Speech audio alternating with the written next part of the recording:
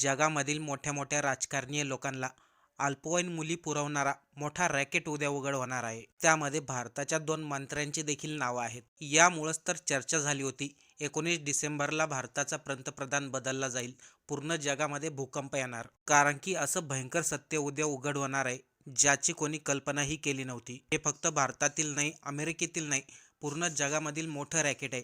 आणि हे उघड झाल्यानंतर मोठ्या मोठ्या व्यक्तींची नावं समोर येणार आहे. जेफ्री एप्स्टीन हा लहान मुलींची तस्करी करायचा. लहान मुली ज्या देशामधील वेगवेगळ्या राजकारणी लोकांना पोहोचायचा. त्याच्यामध्ये मोठ्या मोठ्या व्यक्तींची नावं आहेत, जसं अमेरिकेचे राष्ट्राध्यक्ष डोनाल्ड ट्रम्प, बिझनेसमॅन उद्योगपती बिल गेट्स, भारतामधील 2-3 मोठे मंत्री. या संबंधीमधील सर्व फाईल उद्या सर्व जगासमोर येतील आणि त्यामधून असे भयंकर नावं समोर येतील तेव्हा राजकारणामध्ये भूकंप होईल. म्हणूनच तर आपल्या महाराष्ट्राचे माजी मुख्यमंत्री पृथ्वीराज चव्हाण यांनी एक दावा केला होता, 19 डिसेंबरला भारतामध्ये खूप भयंकर घडणार. भारतात काय, पूर्ण जगामध्ये. हा विषय किचकट आहे, या विषयावरती लोकांना ऐकायला आवडत नाही. पण लहान मुलीची तस्करी करणं आणि मोठ्या मोठ्या राजकारणी लोकांना पुरवणं आणि त्यानंतर त्यांना ब्लॅकमेल करणं, या जाळ्यात जगातील मोठे मोठे राजकारणी लोक अडकलेले आहेत. या सर्वाबद्दल आपल्या महाराष्ट्राचे माजी मुख्यमंत्री काय म्हणाले जरा सविस्तर ऐका. त्यांनी प्रत्येक गोष्टीचा खुलासा केलाय.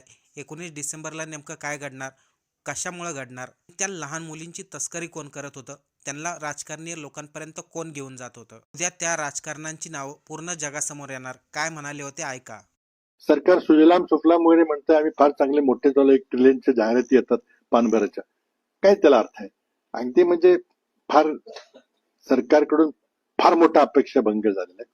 इतकी मोठी बहुमत असल्यामुळे तुम्हाला चांगले निर्णय घेता आले असते, काही लोकांचे प्रश्न सोडवता आले, ते पण सोडण्यामध्ये सरकार पूर्णपणे अपयशी ठरलेलं आहे. एक एक गोष्ट ती आम्ही वेळेवर काढू, त्यामध्ये हे करू, परंतु पब्लिक अकाउंट्स कमिटी असेल ती कुठं काही घेत नाही.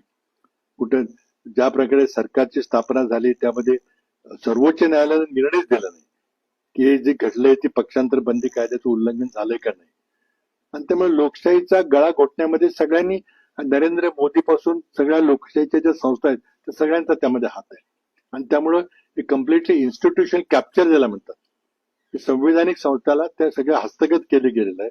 त्यामुळे लोकशाहीचा ढाचा दिसतोय पण आत्मा मारून टाकलाय, आत्मा राहिलेला नाही. त्यामुळं आता आमच्या समोरचं मोठं आव्हान असं की लोकशाहीला पुन्हा कसं जिवंत करायचं आणि लोकांना न्याय कसा द्यायचा लोकशाहीच्या माध्यमातून, तो प्रयत्न चाललाय. फार आम्हाला यश आलं असे मी म्हणणार नाही, पण आम्ही प्रयत्न करत राहणार जे काय असेल ते. बाकी प्रश्न बरेच आहेत. कुठे कारण नसताना वंदे मातरम सारखे विषय घेऊन लोकसभेचा वेळ दिला जातो, पण तिथं चर्चा मात्र विधेयकावर कधी होत नाही, झाली पाहिजे. आणि मग रेटून नेऊन आवाज बहुमतावर सगळे विधेयक पास करून सरकारला जे पाहिजे ते करायचं चाललेलं आहे. तर अत्यंत विदारक परिस्थिती आहे. त्यातून आता काही मार्ग निघेल का, आता याची वाट बघायची.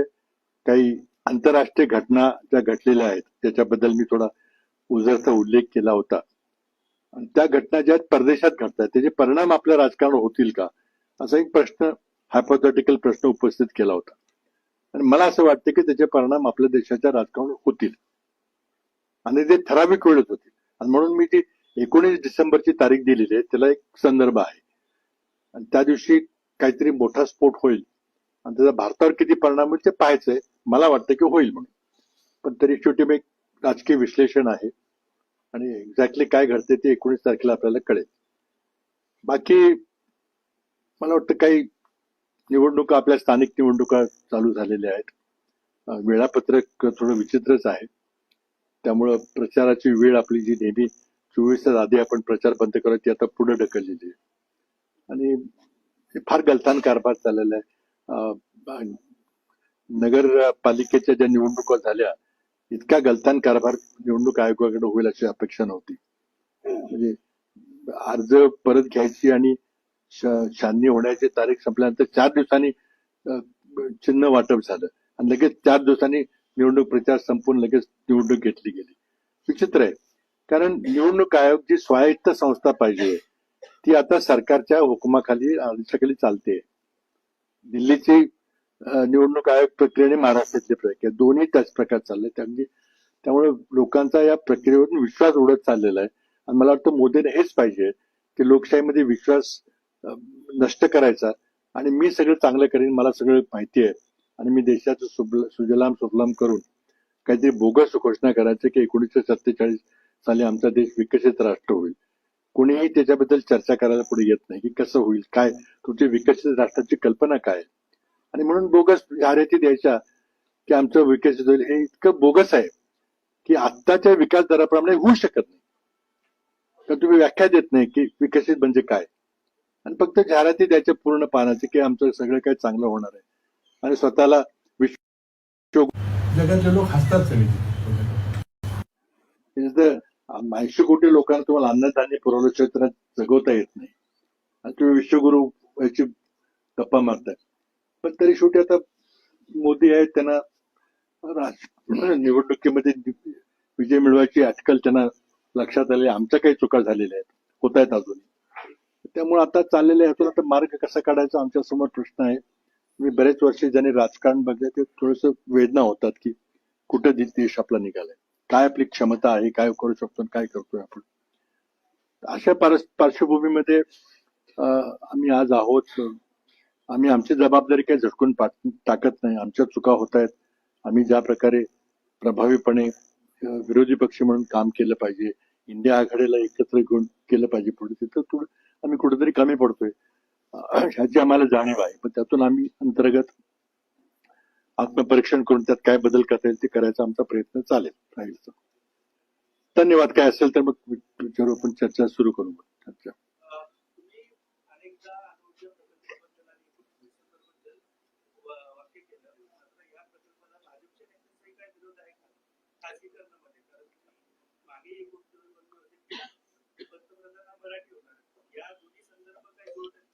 नाही, आता दोन वेगळे प्रश्न आहेत. दोन्ही मिक्सअप करू नका. अणुऊर्जेच्या बाबतीमध्ये खासगीकरण करण्याचा निर्णय काल सरकारने घेतलेला आहे. घेणार असे म्हणत होते, पण काल विधेयक मांडलेलं आहे आणि त्यामुळे आता त्यावर चर्चा होईल. माझा वैयक्तिक त्याला विरोधक, कारण मी जवळ 7-8 वर्ष त्या खात्याचं काम पाहिलेलं आहे आणि मनमोहन सिंग सरकारनं भारत अमेरिका अणु करार जो केला तो एक ऐतिहासिक करार होता आणि त्या कराराचे आपल्याला फायदे चांगले मिळालेले आहेत. आपला अणु ऊर्जा विभाग चांगलं काम करतोय सगळं, पण त्यामुळं खासगीकरण करणे आत्ताच्या परिस्थितीत फार धोकादायक आहे. कारण ट्रम्पने आम्ही पुन्हा अणु चाचण्या सुरू करू अशी घोषणा केलेली आहे आणि त्यामुळे पुन्हा वस्त्रांची चढावळ पुन्हा सुरू होईल, पुन्हा देशाला जगाला धोका निर्माण होईल. त्यामुळे तो विषय जो आहे तो वेगळा विषय आहे की त्याला आमचा विरोध आहे. पण शेवटी मोदींना जे पाहिजे ते होईल, कारण त्यांचं खूप मोठं पाचवी बहुमत आहे.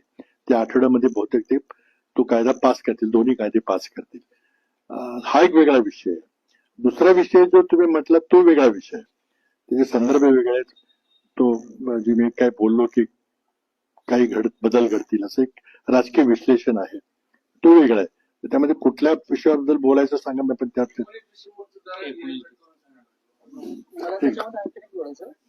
अदानी हा कॉमन फॅक्टर आहे का? अजून पुरावा तसा नाहीये. अदानीचा अणु ऊर्जा निर्मितीमध्ये सगळं खासगीकरण केल्यानंतर अदानी द्यायचं चाललंय ते तर उघड आहे. पण ह्या दुसऱ्या गोष्टीमध्ये त्यांचा काही डायरेक्ट संबंध आहे का माहिती नाही. आता हे काय भानगड आहे, मी 19 डिसेंबर का म्हणतोय, किंवा मी जेव्हा बोललो होतो की काही बदल घडतील, आणि एक विश्लेषण आहे की मला असं वाटतं की जर बदल घडले तर मग मराठी माणसाला संधी मिळू शकते महिन्याभरात. तर हे महिनाभर का, तारीख का दिली मी, तर त्याचं विश्लेषण थोडंसं मी सांगू इच्छितो. बऱ्याच लोकांनी माहिती घेतली असेल. अमेरिकेमध्ये घटना घडली आणि घटना घडली म्हणजे बरेच दिवसापासून घडत होती. आता तिथल्या सोशल मीडियावर चर्चा अशी आहे की भारतातली काही नावं आहेत, तर ती नावं आहेत. आता आहेत नावं, तर मी एवढं बोललो होतो की त्यातली 3 लोक आजी माझे खासदार आहेत भारतातले. 3 लोकांचे नाव आहेत. आता कोण आहेत ते 19 तारखेला कळेल असेल तर. आणि मग जर त्याचा तर मोठा परिणाम भारताच्या राजकारणावर झाला, अगदी मोठा म्हणजे वरच्या पातळीवर, तर मग बदल होऊ शकतो. बदल होऊ शकतो, अगदी नंबर 1 पदामध्ये बदल होऊ शकतो. आता नंबर 1 मध्ये बदल झाला तर काही बारामतीचा कोण होणार नाही किंवा कराडचा कोण होणार नाही, कारण आमच्याकडे बहुमत नाही. मग होणार कोण, तर आमच्या सूत्राकडून माहिती आहे की काही भारतातली नावं आहेत आणि ती महत्वाची नावं आहेत. आता बघा, मी काही आधी तोंडाने बोललेलं नाही काही, कारण हे करणं योग्य नाही. पुढे माझे भांगड काहीतरी आबरू नुकसानी दावावर करतील काहीतरी. पण मी एवढंच म्हटलं की मराठी माणूस होऊ शकतो. आता कसा होईल? एक नंबर तिथं पद मोकळं झाल्याच्या होईल का? ते पद का मोकळं होईल? आता ते सांगतो ना मी. आता हा तर्क आहे की होऊ शकतं म्हणून. समजा ते त्याच्यामध्ये नसतील तर ते पद मोकळं होणार नाही होणार, मग नाही होणार. मग नसतील तर ठीक आहे. मी म्हणतोय की होईल असं म्हणतोय माझं. आता ते तर्क आहे. कसा तर्क आहे की होणार भाजपचाच. आमचं तर काही होणार नाही कोणी इंडिया आघाडीचं वगैरे. तर भाजपमध्ये तो कोण माणसं आहेत पुढं? नागपूरचं होणार. बाबा, हे जर एवढं गंभीर असेल तर मग संपूर्ण देशभरात राष्ट्रीय उलथापालथ का होणार नाही? होईल ना. 19 तारीखची वाट बघा ना. तुम्ही मी म्हणतोय काय सगळं मी काय मला कोणी ते कानातून गुप्त सांगलं असं नाहीये. हे सगळं ओपन माहिती आहे. तुम्ही गुगल करा आणि तुम्ही बघा काय चाललंय ते. तीन खासदार आहेत तर त्यापैकी महाराष्ट्रातला आहे. नाही हे बघा, मी जेवढं बोलले तेवढं माझ्या तोंडात शब्द काढू नका. मी काय म्हटलं की त्यामध्ये आजी माझी 3 खासदारांची नावं आहेत. आजी माझी 3 खासदार म्हणजे खासदार असतील किंवा आणखी त्याच्यापेक्षा मोठ्या पदावर असतील. ते खासदार तर आहेतच ना. आणि होते एक होते आणि 2 आहेत. त्यामुळे ते आता 19 तारखेची वाट बघूया.